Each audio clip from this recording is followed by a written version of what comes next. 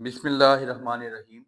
Physics first year national book foundation numericals हमारी series start है और न्यूमेरिकल चैप्टर नंबर 8 हमारा जो हीट एंड थर्मोडायनेमिक्स है उसके हमने 3 एग्जांपल्स और 3 असाइनमेंट्स कर ली हैं।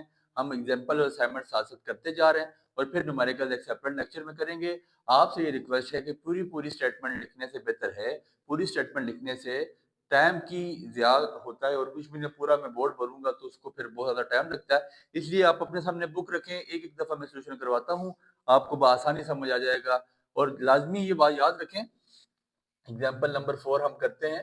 ये बात याद रखिएगा कि जो जिन लोगों ने चैप्टर पूरा नहीं पढ़ा हुआ, जिन लोगों को नहीं पता कि एंट्रोपी क्या है, जिन लोगों को नहीं कंसेप्ट है कि heat of law of thermodynamics का कंसेप्ट नहीं है, रेफ्रिजरेटर का या कार्नोट का या हीट इंजन का नहीं है, तो वो इस चैप्टर को पहले लाजमी पढ़ें, फिर उसके बाद इसके न्यूमेरिकल सॉल्व करें। और मोस्ट इंपॉर्टेंट चैप्टर है पेपर के पॉइंट ऑफ व्यू से।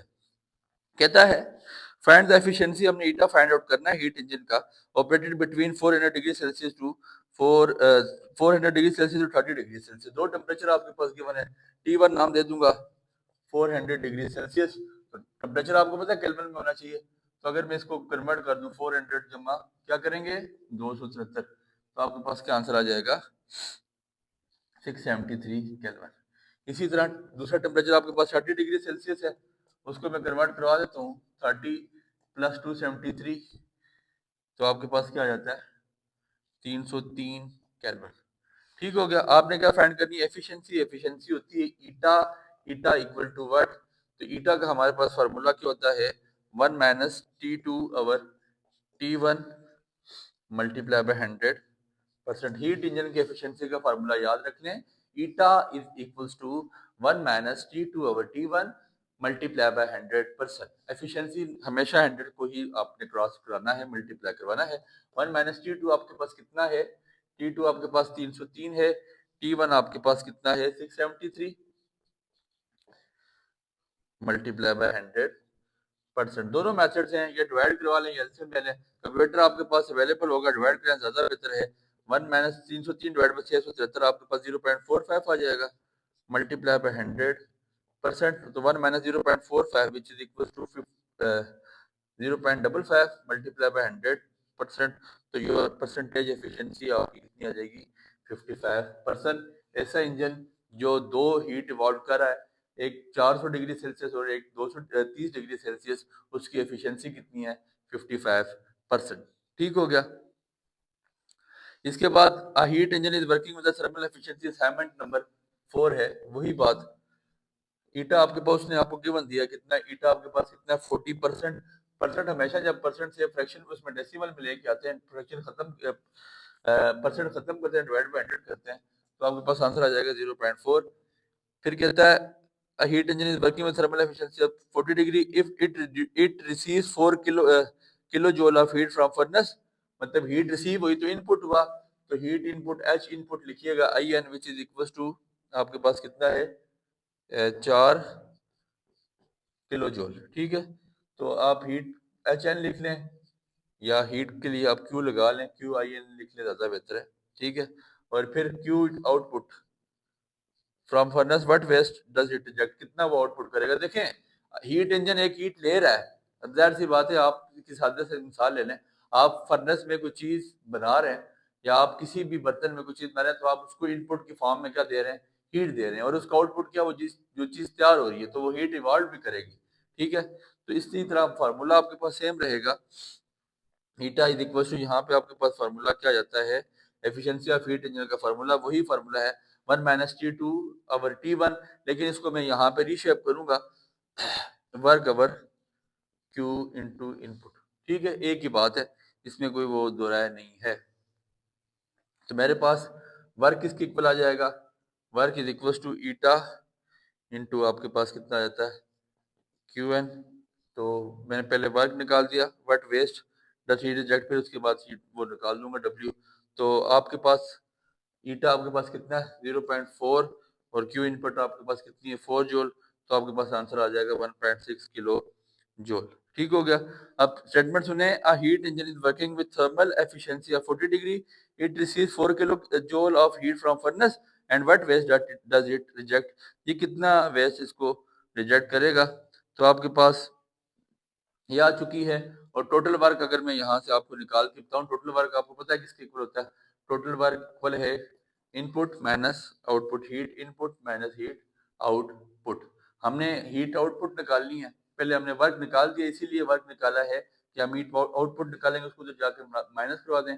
Q out which is equal to Q in plus W इधर आके माइनस डब्ल्यू। क्यू इन आपके पास कितनी है? क्यू इन आपके पास गिवन है 4 किलो जूल और माइनस डब्ल्यू आप ऊपर निकाल के आ चुके हैं 1.6 किलो जूल। तो your answer would be 2.4 kilo joule. पहले हमने वर्क निकाला इसलिए कि हमें क्यू आउटपुट चाहिए था, क्यू आउटपुट के लिए हमने वर्क निकालना लाजमी था। इसी के साथ आपका चौथा एग्जाम्पल और चौथा असाइनमेंट सॉल्व हो चुकी है। हम पांचवे की तरफ बढ़ते हैं, सेम फार्मूले हैं। अब इसके बाद क्या कहता है? एग्जाम्पल नंबर 5 है, रेफ्रिजरेटर से आगे कहता है temperature inside a refrigerator is 6 degree Celsius and the room temperature is 37 degree Celsius. तो आपके पास जो टेम्परेचर लो होगा उसको आप T2 का नाम देते हैं 6 डिग्री सेल्सियस। इसको मैं कन्वर्ट कराता हूँ, 6 जमा 6 जमा 273, तो आपके पास 279 केल्विन आ जाएगा। T2 आपके पास कितना आ जाता है? 37 डिग्री सेल्सियस रूम का टेम्परेचर उसने दिया हुआ है। 37 plus 273 which is equal to 310 kelvin. ठीक है।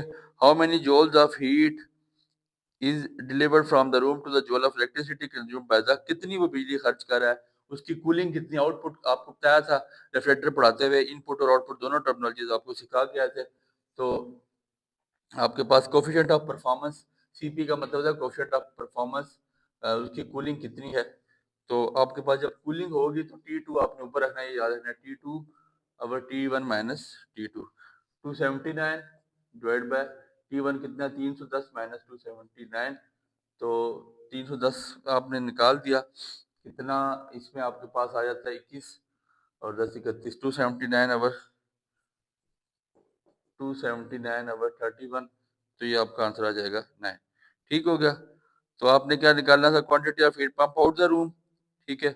और कोफिशिएंट ऑफ परफॉर्मेंस कूलिंग भी निकाल लेते हैं, ज़्यादा बेहतर रहेगा। ठीक है। कोफिशिएंट ऑफ परफॉर्मेंस सीपी, आपने कूलिंग निकाल लिया ना। कोफिशिएंट ऑफ परफॉर्मेंस कूलिंग हम फाइंड आउट कर चुके हैं। इसके बाद कोफिशिएंट ऑफ हमने निकालना क्या है? यहाँ पे हमने फाइंड आउट करना है quantity of heat pump in the room. हमने हीट की वो क्वालिटी फाइंड आउट करनी है, वो क्वांटिटी फाइंड आउट करनी है जो वो रूम में इवॉल्व कर रहा है, खारिज कर रहा है। तो हम हीट निकालने के लिए, क्यू निकालने के लिए कोफिशिएंट ऑफ परफॉर्मेंस कूलिंग का फॉर्मूला लिखेंगे। बेसिकली वो फॉर्मूला किसकी इक्वल है? Q2 over, basically Q2 over Q1 है, वो उसी तरह Q2 ओवर वर्क है। तो वर्क क्या होता है? Final minus initial. तो Q2 ओवर वर्क कर देता हूँ, ये सब ने जाके मल्टीप्लाई हो जाएगा।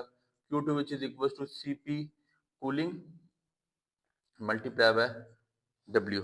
ठीक हो गया। तो ये आपके पास कितना आ जाएगी हीट? Q2 आपके पास कितनी आ जाएगी? 9W लिख लें। ठीक हो गया। ये आपके पास हीट आ चुकी है।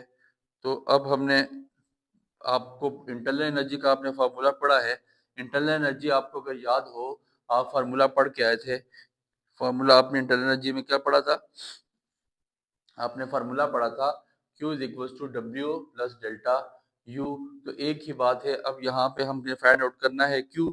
तो Q मेरे पास क्या आ जाएगा? Q is equal to Q2 plus, मैं इसको W लिख लेता हूँ, मेरा टोटल वर्क। Q2 मेरे पास कितना है? Q2 की जगह मैं 9 वाट डाल दूंगा प्लस W की जगह W, तो मेरे पास कितना वर्क आ जाएगा? 10W। Q मेरे पास जो परफॉर्म हुआ, जो मेरा वर्क आ गया वो 10W आ गया। For each joule of work done the quantity of heat pump out the room will be 10 joule. ठीक है जी। जितनी वो हीट इवॉल्व करेगा वो तकरीबन 10 वर्क यूनिट होती है जूल। तो आप लिख सकते हैं Q is equal to 10 joule, 10 joule heat refrigerator आपके पास इवॉल्व करेगा। इसके बाद इसी के साथ इसकी असाइनमेंट है। सेम असाइनमेंट और एग्जाम्पल इकट्ठे इसलिए करें कि सेम सेम कंसेप्ट होता है, तो एक चीज़ आप करते हैं तो आपको दूसरी आ ही जाती है साथ साथ, उसमें प्रॉब्लम नहीं होता। कहता है the temperature inside the refrigerator T2 degree Celsius and the room temperature T dash degree Celsius. ठीक हो गया। अच्छा सॉरी, एक आपके पास इनसाइड टेम्परेचर है। इनसाइड टेम्परेचर आपके पास कितना है? Inside refrigerator temperature inside temperature आपके पास कितना है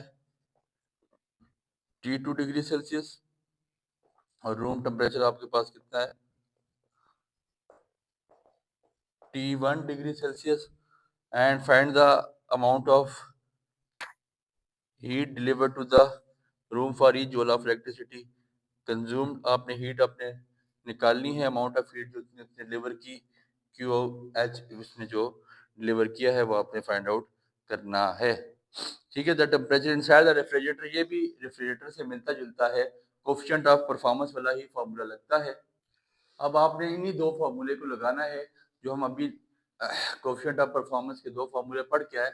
एक हमने पढ़ा कोफिशिएंट ऑफ परफॉर्मेंस कूलिंग के लिए, क्या फार्मूला है T2 over T1 minus T2, और दूसरा फार्मूला आपने पढ़ा कोफिशिएंट ऑफ परफॉर्मेंस कूलिंग का जब हीट इवॉल्व करवानी हो तो आपके पास क्या है Q, आपके पास हीट ओवर W। ठीक हो गया।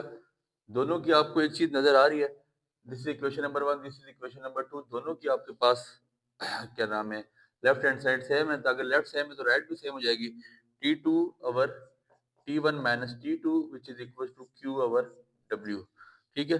अब Q लिख लें या डिग्री सेल्सियस में टेम्परेचर तो छोटा सा QC डाल दें, एक ही बात, इसमें कोई इतना खास फर्क नहीं है।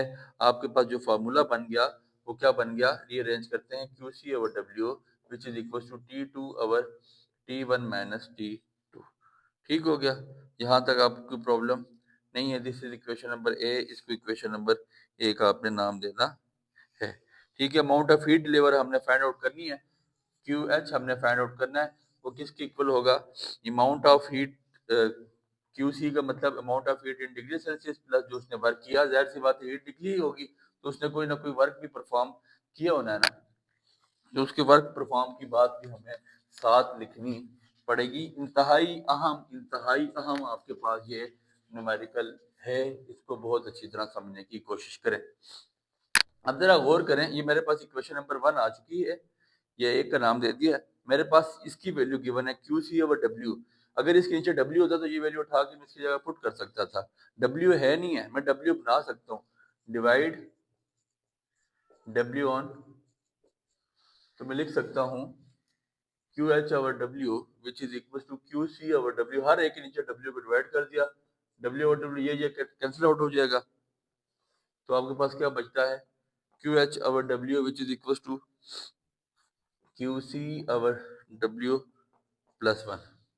ठीक हो गया।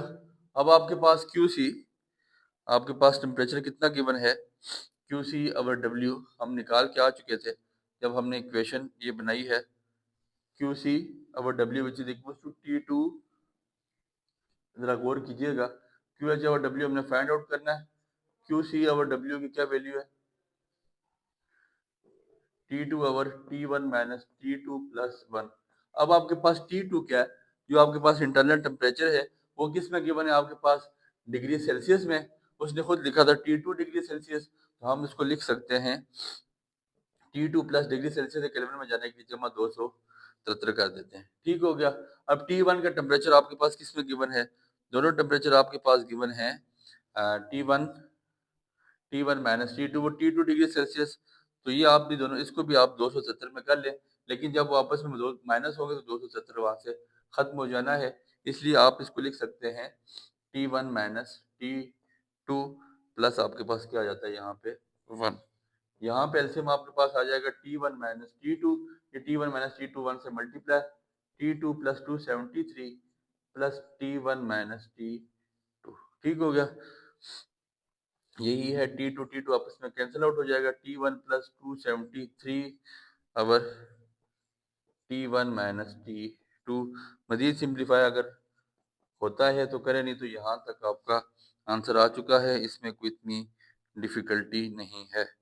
इसके बाद आपकी आखिरी एग्जाम्पल और आखिरी असाइनमेंट जो इंतहाई इम्पोर्टेंट है फॉर आपके पास जो केमिस्ट्री में भी एंट्रोपी का पोर्शन है, और ये एंट्रोपी वहाँ भी आ सकता है, इसलिए इसको आपने बहुत अच्छी तरह समझना है। एग्जाम्पल नंबर 8.6 कहता है calculate entropy when 700 gram of ice melt eight 0 degree Celsius. तो मैथ्स आपके पास 700 ग्राम में तो होना नहीं चाहिए, किलोग्राम में होना चाहिए, डिवाइड बाय क्या कर देंगे 1000 तो 0.7 kg आ जाएगा। टेम्परेचर आपके पास कितना गिवन है 0 डिग्री सेल्सियस, तो इसको 270 केल्विन लिख सकते हैं। और आपके पास latent heat of fusion LF आपके पास कितनी है गिवन 3.36 क्रॉस 10 की पावर 5 जूल पर केजी। और आपने क्या फाइंड आउट करना है चेंज इन एंट्रोपी, और एंट्रोपी का साइन भी निकालना है। डेल्टा एस आपने फाइंड आउट करना है। डेल्टा एस हम पढ़ के entropy change in temperature, change in heat over temperature. तो डेल्टा क्यू आपके पास किसके इक्वल होता है मैस और उसकी latent heat of fusion LF M into L, और टेम्परेचर आपके पास इसी तरह T ही आ जाएगा। M की वैल्यू पुट कर देते हैं 0.7, LF की वैल्यू आपके पास 3.36 क्रॉस 10 की पावर 5, टेम्परेचर की वैल्यू आपके पास यहाँ पे मौजूद है कितनी 273। 3.36 को मल्टीप्लाई करें 0.7 के साथ, डिवाइड बाय 273 करवा लें, पावर सिंप्लीफाई करेंगे आपका आंसर 861.5 जूल पर केल्विन आ जाएगा। ठीक है जी। अब बात इतनी सी है कि एंट्रोपी की वैल्यू का उसने भी बोला है कि साइन ऑफ एंट्रोपी डिस्कस करें। तो देखें आपको नजर आ रहा है कहते when 700 gram of ice melt, जब आइस मेल्ट होती है तो एंट्रोपी की वैल्यू आपके पास पॉजिटिव होती है, that entropy increases in melting ice so molecules are losing order to become orderless in liquid. ठीक है, जाहिर सी बात है अब आइस आपके पास मेल्ट हो रही है।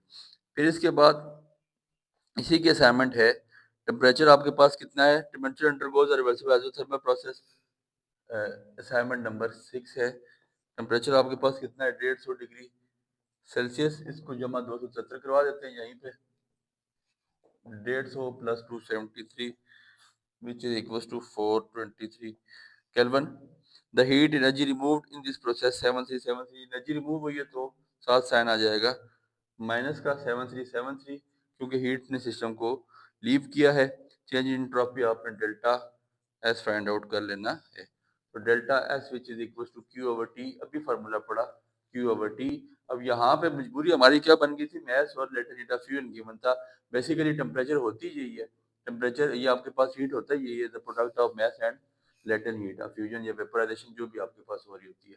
क्यू आपके पास -73 डिवाइड बाय टेम्परेचर आपके पास कितना है 423, तो आपका आंसर -17.4 जूल पर केल्विन आ जाएगा।